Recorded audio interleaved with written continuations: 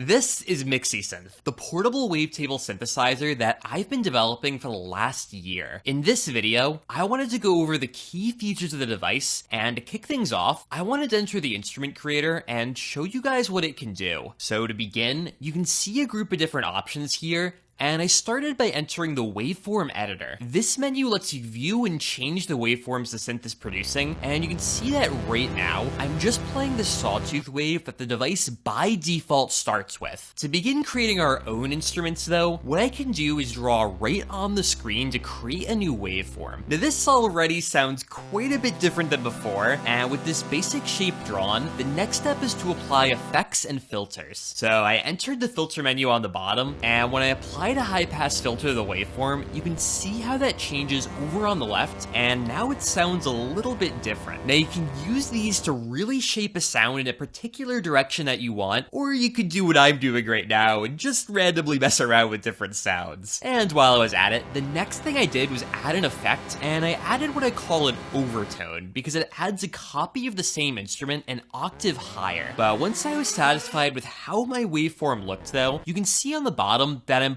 pointing at this wavetable slice button. Now, as I said, MixiSynth is a wavetable synth, and what that means is that to produce instruments, it uses a collection of waveforms strung together in sequence. Now, so far, we've just been editing the first waveform in a table with a total of 32 different waveforms, and you can pull out any individual one for editing. So to create a full instrument, I wanted to edit a couple more waveforms, and I decided to edit waveforms 16 and 32. Now, once again, I was pretty randomly just editing these waveforms, but the reason that I chose 16 and 32 was that these are the middle and ending points of my wavetable. Now, it would be kind of a pain to draw all 32 different waveforms, so what I can do instead is go into this interpolation menu, and you can see here that I have two different windows. Now, these are showing the same thing. It's all of the different waveforms in my wavetable, but what I can do in here is select two different waveforms, and I can click this button on the bottom to interpolate between them. By doing this, you can see that as I sweep back and forth, the two waveforms that I drew now kind of morph into each other, and this is going to allow the sound to slowly change between them over time. To make that happen though, I had to enter my wavetable fade menu, and you can see that in here, I have a bunch of different options for how these waves fade into each other. Each of these methods produces a unique sound, and by using the slider at the bottom,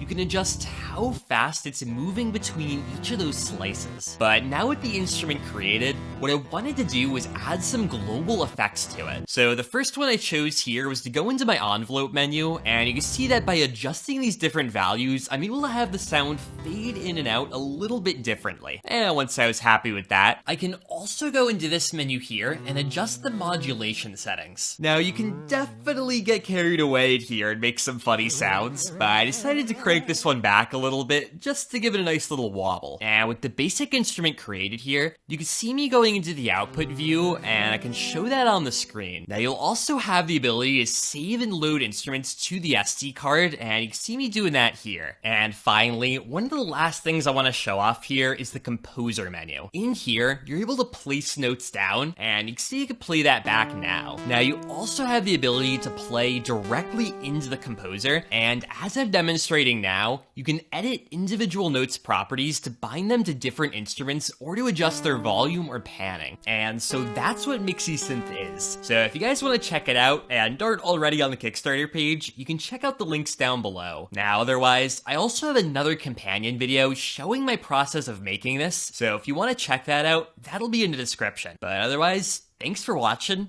and until next time.